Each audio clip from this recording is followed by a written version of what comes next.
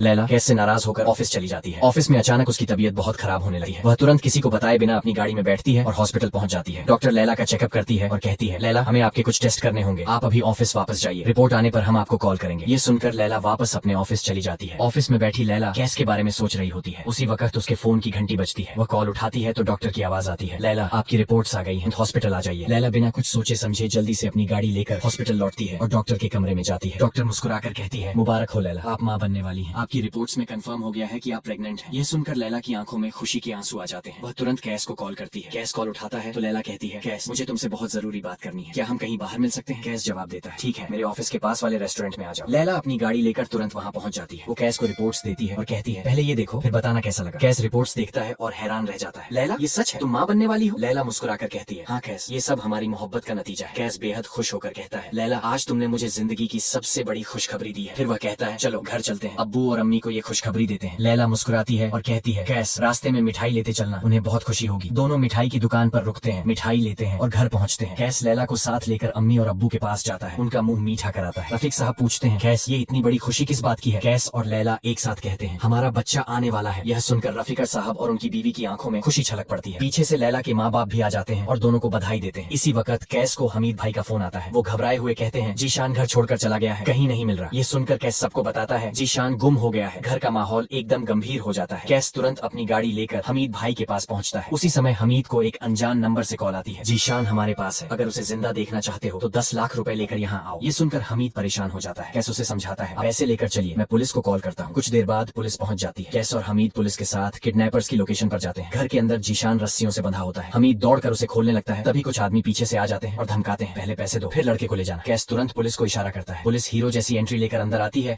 और सब किडनैपर्स को पकड़ लेती है। जब हमीद उन आदमियों में से एक का चेहरा देखता है तो दंग रह जाता है। वो उसका खुद का दोस्त निकलता है। कैस कहता है, देखा भाई, तुम्हारे अपने दोस्त ने ही तुम्हें धोखा दिया। हमीद गुस्से में पुलिस से कहता है, इसे ले जाइए। इसके बाद हमीद कैस से कहता है, अब मैं अपनी फैमिली को लेकर अब्बू के घर ही रहूंगा। कैस मुस्कुराकर कहता है, ठीक है भाई, चलो साथ चलते हैं। दोनों घर पहुंचते हैं। हमीद अपने अब्बू से माफी मांगता है, अब्बू मुझे माफ कर दीजिए, अब मैं हमेशा आपके साथ रहूंगा। रफीकत साहब उसे गले लगा लेते हैं। उसी वक्त अचानक लैला की तबीयत फिर से खराब हो जाती है। वो कैसे कहती है, कैस मुझे लग रहा है मेरा बच्चा आने वाला है। कैस घबराकर उसे फौरन हॉस्पिटल ले जाता है। डॉक्टर तुरंत लैला को ऑपरेशन थिएटर में ले जाती है। कैस बाहर बेचैनी से टहल रहा होता है। थोड़ी देर बाद डॉक्टर बाहर आता है और मुस्कुराकर कहता है, मुबारक हो कैस, तुम्हारे घर बेटा हुआ है। कैस खुशी से उछल पड़ता है और अपने अब्बू अम्मी को बताता है, मेरा बेटा हुआ है। पूरा घर खुशियों से गूंज उठता है। सब लोग लैला के कमरे में जाते हैं। कैस लैला से कहता है, तुम्हें बहुत बहुत मुबारक हो। लैला मुस्कुराकर पूछती है, अब हमारे बच्चे का नाम क्या रखेंगे? रफीका साहब मुस्कुराकर कहते हैं, कैस तुम्हारे बेटे का नाम मैं रखता हूँ, सुल्तान। लैला मुस्कुराती है और कहती है, ठीक है अब्बू, जैसा आप कहें। घर में फिर से हंसी और खुशी लौट आती है। सभी एक साथ बैठते हैं और अपने नए सफर की शुरुआत करते हैं। और अगर आप जमा तकसीम ड्रामा की अगली कहानी सबसे पहले देखना चाहते हैं तो हमारे चैनल को लाइक, सब्सक्राइब और शेयर जरूर करें।